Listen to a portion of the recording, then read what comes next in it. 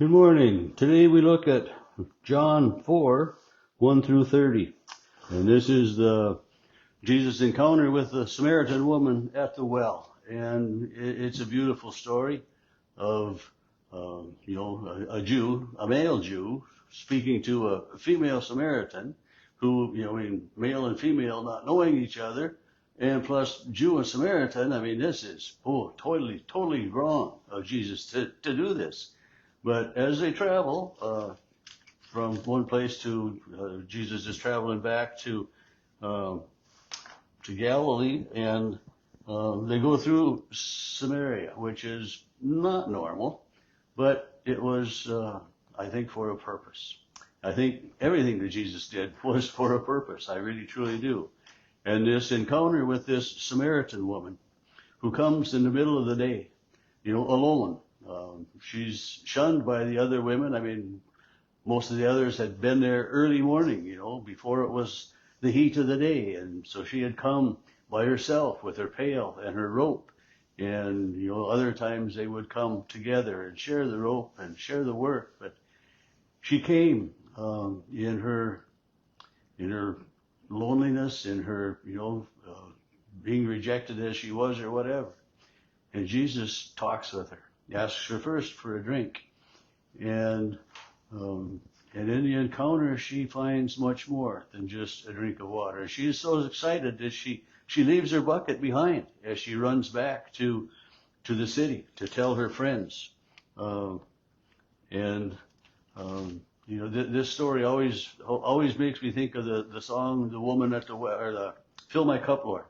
And it's just a beautiful song, it's, like the woman at the well, I was searching for things that earthly things afford.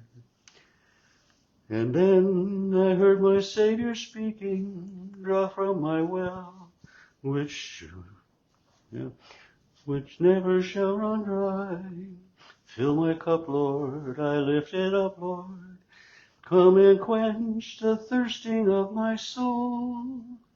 Bread of heaven, feed me till I want no more. Fill my cup, and make me whole. There are millions in this world who are searching the pleasures earthly things afford. But none can match the wondrous treasure that I find in Jesus Christ my Lord. And then the chorus again, fill my cup and make me whole. And I didn't get all of the melody quite right on there, but that's okay. But the point of the song is, we search so much. And this woman, she'd been married 5 times and looking for love in all the wrong places, maybe, to quote a song, but not finding satisfaction. And so many times we're guilty of that. We look for satisfaction. We look for fulfillment, if only I had a little bit more, or if only this, or if only, and we work and we strive for these earthly gratifications.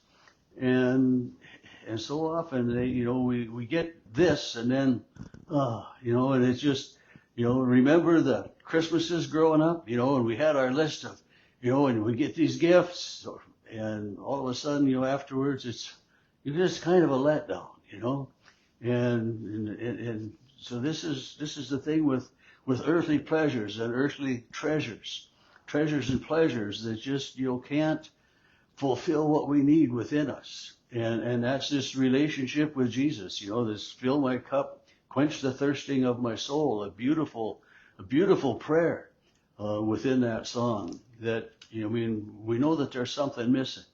And I've had several people over the years of, being a pastor and even doing pulpit supply before I was ordained, that people would say, I just, if I don't get to worship on a Sunday morning, I just don't feel the rest of the week is so good. And I come on Sunday morning and, something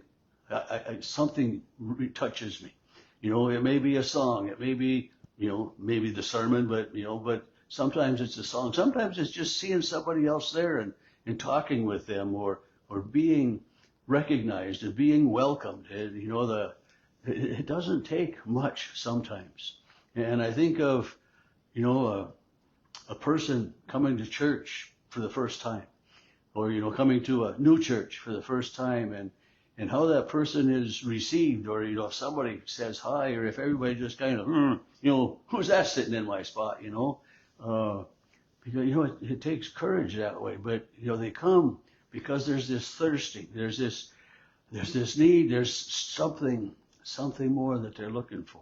And this something is Jesus, a relationship with Jesus as Lord and Savior. And it's just, this song, fill my cup, fill it up, and make me whole. It's just, it sounds kind of neat, but, the reality is it's what we need. This relationship with God, this heavenly trust. I can't really explain it in, maybe in great words, but, it's knowing Jesus as Lord and Savior, and knowing that, even when I screw up, that I'm precious in God's sight, and it's just that God cares about me and you, and it's just, this isn't just about me, but it's about God and who God is for each and every one of us.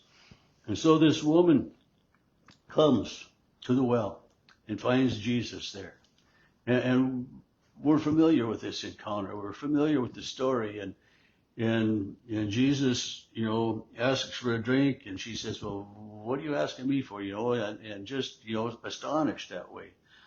And I think within that, there are some people that don't feel worthy of God. I know that. I've had people say that to me as well, that I don't think I'm worthy of God's grace. I don't think I'm worthy of forgiveness.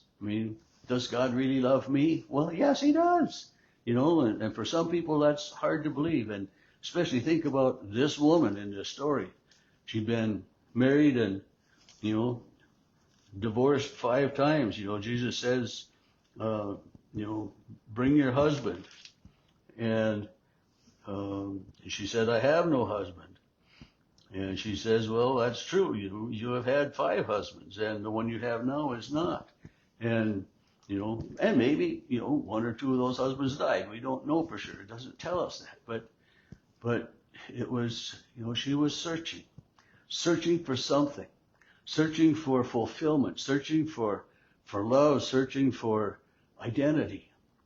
And evidently, by what we take from this story, she didn't have much of an identity. She didn't have a friend basis, in this city of Sychar, where she was living with this man that she wasn't married to.